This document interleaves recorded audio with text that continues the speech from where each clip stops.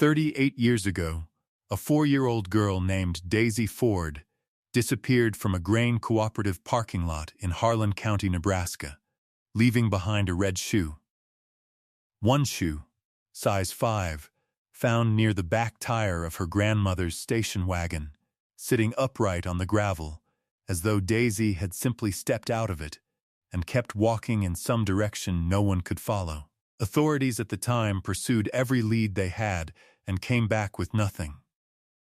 Her family searched and waited and searched again. The town of Alma, population under 1,200, put her photograph in windows and on telephone poles, and at the counter of the feed store on Commercial Street. And over the years the photograph faded and was replaced, and eventually the town came to carry Daisy Ford the way small towns carry their losses. Not forgetting, exactly, but learning to live with the weight. Then, in the spring of 2024, a child welfare caseworker in Holdrege, Nebraska, 19 miles northwest of where Daisy was born, 23 years into her career, ran a routine identity verification on a woman applying for state benefits. The name didn't match. The birth records didn't match. And what the caseworker did next, instead of filing a discrepancy report and moving on, is why this case is closed. But to understand what was found in Holdrege, you have to go back to what was lost in Alma.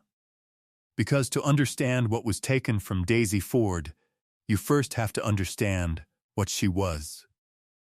Harlan County sits in the south-central tier of Nebraska, pressed up against the Kansas state line.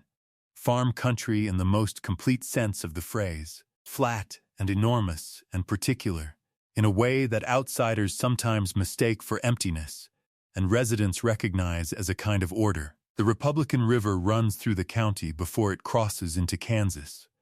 And in the years before the 1986 drought tightened its grip on the whole region, the fields along its banks were productive enough to keep 3 generations of the same families on the same land.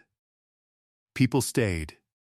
People knew each other's business, and generally understood that knowing each other's business was a form of care. Alma was the county seat, a courthouse, a grain elevator, a water tower, a main street that had a hardware store and a pharmacy and a diner and the necessary amenities for a town that expected to exist indefinitely.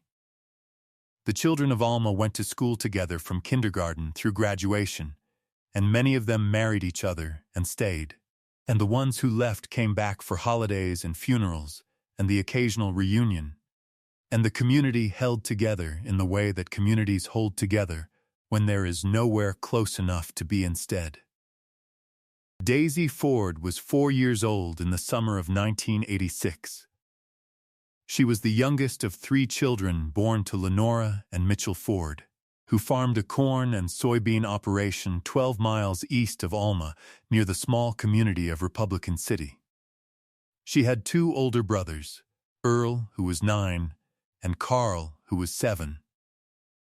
She had red hair, which she had inherited from Mitchell's side, and a habit of removing her shoes whenever she was not being directly supervised, which Lenora had been trying to address without particular success. She was small for her age and quick, and had developed, by the age of 4, a passionate attachment to a stuffed rabbit she called Clover, which went everywhere she went, and whose ear had been chewed nearly to nothing by the time of the summer of 1986. She was not yet in school. She was not yet old enough for school. She spent her days on the farm with Lenora or, on the days Lenora drove into town for errands, with her grandmother Vera Ford, Mitchell's mother, who lived in Alma in a small greenhouse 2 blocks from the grain cooperative. Vera was 63 years old and had raised 4 children on a farm and had no particular anxiety about a 4-year-old in a parking lot she had parked in 3 times a week for 30 years. On a Saturday morning in late July 1986, Lenora had gone into Alma to pick up Daisy from Vera's, but Vera had already planned to run an errand at the cooperative and had brought Daisy along. When Lenora arrived at Vera's house and found it empty, she drove the 2 blocks to the cooperative, She pulled into the parking lot. She saw Vera's station wagon. She did not see Daisy. That was the last ordinary moment of the summer of 1986.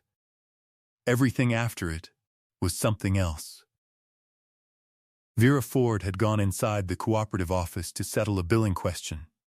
She had been inside for approximately 8 minutes. She had left Daisy sitting on the rear bumper of the station wagon, watching 2 pigeons on the ledge of the grain elevator roof. That was where Daisy had been. That was the last she had seen her. When Lenora walked into the cooperative office at approximately 10:45 in the morning and asked where Daisy was, Vera's face did something that Lenora would describe, years later, as the face of a woman who has realized she has made an irreversible mistake. She said afterward that she had known in that moment, from her mother-in-law's expression alone, before anyone said a word, that her daughter was gone. They searched the parking lot. They called her name. They walked the block in both directions. They found the red shoe near the back tire of the station wagon. Size 5. Sitting upright. The Harlan County Sheriff's Office was called at 11:02 a.m. Deputies arrived within 15 minutes. The search began before noon. The cooperative parking lot, the surrounding blocks, the alley behind the hardware store, the creek bed 2 streets over. Vera gave a description of what Daisy had been wearing: a yellow sleeveless shirt, denim shorts, 1 red shoe, and presumably, before the shoe was found, 2. The stuffed rabbit Clover had been left at Vera's house that morning. By early afternoon, the search had expanded county-wide. By the following morning, neighboring counties were involved. The Nebraska State Patrol took command of the investigation. Volunteers came from Alma and from Republican City and from communities across the county, and they walked the fields and the creek beds and the farm roads in lines that moved slowly and found nothing. 4 days passed. No Daisy. No witnesses. No physical evidence beyond the shoe. The lead investigator was a Nebraska State Patrol detective named Clarence Orr, assigned on the 3rd day of the search. He was 44 years old, methodical, and had worked 2 prior child abduction cases in his career. One resolved, one not. He understood the statistics. He understood what they meant for the likelihood of recovery after 72 hours. He set that understanding aside and worked the case as though those statistics didn't apply, which was all he knew how to do. Orr developed 2 persons of interest in the first 2 weeks. The first was a man who had been seen in the cooperative lot that morning by a teller at the adjacent feed store, described as somewhere in his 30s or 40s, driving a dark pickup, watching the parking area without apparent purpose. The description was broad. Nebraska in 1986 had no shortage of men in their 30s or 40s driving dark pickups. Orr tracked the lead as far as he could and hit a wall of insufficient detail. The second person of interest was a distant relative of Mitchell Ford's, who had a prior record involving a domestic custody dispute in another state and who had been in the area that week. He was located, interviewed at length, and eliminated. His whereabouts on the morning of July 26th were independently confirmed. Orr's team also canvassed the cooperative's employees and recent former employees as a matter of course. Most were long-tenured and well-known in the community. One name on the former employee list was a woman who had worked in the billing office for slightly over a year before leaving in the spring, 2 months before Daisy disappeared. She had since relocated to another county. She was contacted by phone, confirmed she had not been in Alma on July 26th, and was noted in the file as cooperative and unremarkable. There was no reason, in August of 1986, to look further. There were no other leads that went anywhere. The investigative failure that would haunt this case was not a specific decision, but an absence. the absence of a witness who had seen the right thing at the right moment and understood what they were seeing. Whoever had taken Daisy Ford had done so in approximately 8 minutes, in broad daylight, in a town where everyone knew everyone and had not been seen doing it. That kind of invisibility doesn't happen by accident. It happens when the person looks like they belong. Lenora and Mitchell Ford went home to the farm east of Alma after the initial search wound down, and they carried with them the particular dissonance of people who have suffered a sudden catastrophic loss and still have to feed the livestock and sign the grain contracts and put the other children to bed. Earl, 9 years old, slept with the light on for 2 years after Daisy disappeared. Carl, 7, stopped talking about her after a while, not because he had forgotten, but because every time he said her name out loud, it made his mother cry, and he was 7 years old, and he was trying to help. Clover the stuffed rabbit sat on the shelf in Daisy's bedroom. Nobody moved it. By 1991, 5 years had passed. Daisy would have been 9 years old. Lenora Ford had taped a new photograph to the window of the Alma Diner, an age-progressed image generated by the National Center for Missing and Exploited Children, showing what investigators estimated Daisy might look like at 9. The technology was new then. The images were imprecise, but it was what they had, and Lenora put it up alongside the original photograph because she needed the world to keep 2 images of her daughter at once, the one that existed and the one that might. Mitchell Ford had not recovered. He had continued to farm because the farm demanded continuance, but something in him had gone quiet in the way that grief goes quiet when it has no place left to go except inward. He spoke less. He worked longer hours. He was not, his family said later, a man who stopped loving his wife or his sons. But he was a man who had been broken along a specific axis and had not found his way back to level. By 1997, 11 years on, the age-progressed photograph in the diner window had been replaced again.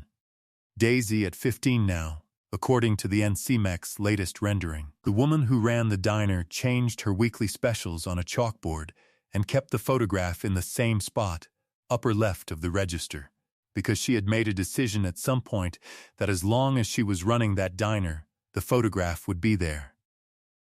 She never explained this to anyone. It didn't require explanation. Clarence Orr had retired from the State Patrol in 1999. He had pulled the Ford file 17 times in 15 years. He handed it off to a colleague in the cold case division and told her the case was real and the child was real, and that whoever had taken her had been skilled enough to leave nothing behind. He told her the shoe had always bothered him, not why it was found, but that only one was found, which meant Daisy had been wearing both shoes when she was taken, which meant whoever had her had removed one shoe for a reason no one had ever been able to determine, and left it precisely where it would be found quickly. That detail had never been explained. Orr didn't know what it meant. He knew it meant something. Mitchell Ford died of a stroke in 2008 at 61 years old. He had never known what happened to his daughter.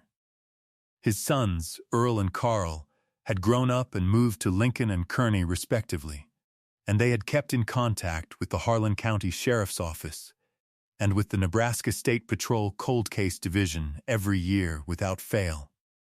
Neither of them had stopped. Neither of them intended to. Before we get to what finally broke this case open and how Daisy was found, take a moment to like this video and subscribe. Every case on this channel takes weeks of work, old records, archived files, tracking the thread that time tries to cut.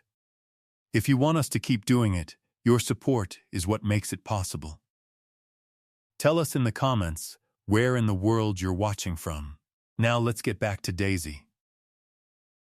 In February 2024, a child welfare caseworker named Ruth Eklund, working for the Nebraska Department of Health and Human Services out of the Phelps County office in Holdrege, was processing a routine benefits application. The woman applying was 42 years old and had lived in Holdrege for most of her adult life. She had a job, a modest apartment on the east side of town, no criminal record. The birth certificate she submitted didn't match. It was not an obvious forgery. It had been used successfully for 4 decades. Through school enrollments, and a driver's license, and a social security card, and everything else a person accumulates across a life. But Ruth Eklund had been doing this work for 23 years. And she had, over those years, developed a practiced eye for documents that were technically present, but subtly wrong. The paper stock, the county seal, the font on the date field. She couldn't have explained in that moment precisely which element had caught her attention. But something had. She did not file the discrepancy and move on. She flagged it and called the Nebraska State Patrol Cold Case Division. Detective Sergeant Mara Velasquez received the call on a Thursday afternoon. She pulled the Ford case file. She knew it. She had worked it twice in the previous 6 years. And she sat at her desk and read through the physical description one more time. Red hair. Small for her age. Born to Lenora and Mitchell Ford of Republican City, Harlan County, July 10, 1982. The woman in Holdrege was 42 years old. She had been born, according to her documents, in July 1982. She had red hair. Holdrege, Nebraska sits 19 miles northwest of Alma. Velasquez drove to Holdrege the following morning. She met with the woman, who has asked, through legal counsel, that her current name not be published while identity proceedings are ongoing, in a conference room at the DA's office with Ruth Eklund present. She explained why she was there. She asked if the woman had any documentation of her early childhood, school records, medical records, family photographs before age 4 or 5. The woman said she didn't. She said she had been raised by an aunt, she had always been told, after her parents died in an accident before she had any memories of them. She said there were no photographs she could recall from before she was around 5 or 6 years old. She said she had never questioned this, because she had no memories to question it against. A buccal swab was taken that morning. It was submitted to the Nebraska State Patrol Laboratory on Friday. The results were expedited at Velasquez's request. The DNA comparison was made against the biological profiles on file from Lenora Ford, alive and 79 years old, living in Alma, and Earl Ford of Lincoln. The match came back confirmed in 11 days. Daisy Ford had been living in Holdrege, Nebraska, for most of her adult life. 19 miles from the town she was taken from. 12 miles from the farm where she was born. 12 miles. The investigation that followed moved on 2 fronts simultaneously. The first was the formal process of identity restoration, the legal work of establishing Daisy's true identity in every document that bore a false name, from her birth certificate forward. That process was ongoing as of the spring of 2024 and was expected to take several months. The second front was the criminal investigation into how she had come to be living in Holdrege under a false name since approximately 1986. The woman who had raised Daisy as her own, presenting herself as an aunt, providing the fabricated identity documents, maintaining the false narrative of a car accident and dead parents for nearly 4 decades, had died in 2019. She left no written confession, no explanation, no documents identifying how she had obtained the false birth certificate, or how she had removed a 4-year-old child from a parking lot in broad daylight without being seen. What investigators established through property records and employment history is that this woman had lived in Holdrege for most of her adult life and had, in the years before Daisy's disappearance, briefly worked in Alma, at the grain cooperative on the east end of town, in a billing and records position she had held for approximately 14 months before leaving in the spring of 1986. She had left the position 2 months before Daisy disappeared. She knew the cooperative lot. She knew its rhythms. She knew which mornings were busy and which mornings a child could sit on a bumper in the July heat without attracting much notice from anyone inside. She knew that 8 minutes was enough time. The red shoe. Clarence Orr had always known it meant something. Investigators now believe it was removed deliberately and left behind, not as carelessness, but as misdirection. A shoe placed upright reads as a child who stepped out of it, who went willingly, who walked away. It draws the eye down to the gravel and away from the road. It is a detail that was calculated, and it had worked for 38 years. The full scope of what this woman knew and planned and executed was, by 2024, beyond the reach of criminal prosecution. A warrant for her arrest, had she been living, would have included custodial interference, identity fraud, and related charges. The formal investigative conclusion, issued by the Nebraska State Patrol in June 2024, named her as the person responsible for the abduction and false identification of Daisy Ford. The conclusion is now part of the public record and will remain there permanently. The community of Alma responded to the news the way communities respond to the discovery that someone operating inside their trust had done something that trust never should have covered. The woman had not been from Alma. She had been a temporary employee. A face from 14 months of billing paperwork, remembered by almost no one, and forgotten entirely by the time Daisy disappeared. The parking lot, in retrospect, had been the connection. And the connection had been quiet enough to be invisible. Earl Ford, 57 years old, learned the news from Detective Sergeant Velasquez on a Tuesday evening in March 2024. He had been waiting for a call from the Cold Case Division for 38 years. He had not, in all that time, ever asked them to stop. He had called every year, sometimes twice. He had given them his new numbers every time he moved. He said later that when the phone rang and he saw the area code, he sat down before he answered it. Daisy Ford is 42 years old. She was 4 years old when she was taken. She has no memory of the farm east of Alma, no memory of her brothers Earl and Carl, no memory of Lenora or Mitchell Ford, no memory of the stuffed rabbit Clover or the grain cooperative parking lot or the morning in July when everything changed. She has lived her entire conscious life inside a story that was constructed around her before she had any way to recognize it as a construction. She has met Lenora. She has met Earl and Carl. By all available accounts, those meetings were not simple, and they were not the reunion that a word like reunion suggests. Because what a 4-year-old loses is not just family, but the very capacity to remember losing them. And what a 42-year-old gains is not a homecoming, but the discovery of a home she never knew she'd had. What she has said publicly, through her attorney, is careful and measured. She said she is grateful for the work of investigators, and particularly for Ruth Eklund, the caseworker who paused over a document that most people would have processed and filed. She said the experience of learning who she is has been the most disorienting thing she has ever faced. She said she was still finding out what it means. Lenora Ford is 79 years old. She is still in Alma. She still lives in the county where her daughter was born and where her daughter was taken.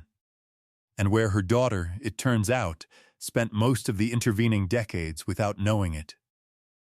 She has said, in a single brief public statement, that she never stopped believing Daisy was alive. She said it the way people say things they have held for a very long time, quietly, without elaboration, as though the words were too worn from use to need any decoration. Clover the stuffed rabbit is still in Alma. Lenora kept it. What does it mean that 12 miles was the answer? That the search that spread across counties and years and decades had the answer sitting 19 miles to the northwest, in a town that Daisy's own family drove through when they went to Kearney. Does the proximity make it worse, or does it make the eventual finding feel like something closer to mercy? And what do you think Ruth Eklund did in that moment, when something in a document caught her eye? Was that instinct, or training, or just the particular stubbornness of someone who understood that her job was to look carefully, even when careful looking is slower? Leave your thoughts below. We read, everyone. Daisy Ford was 4 years old and had red hair and one stuffed rabbit with a chewed ear and a front gate that was left open on a summer morning. After 38 years, she has her name. She has her family. And the truth, which was 12 miles away the whole time, has finally closed the distance. If you believe that's worth knowing, that no distance is too small and no year is too late, subscribe. More cases are waiting in the description below. Thank you for being here.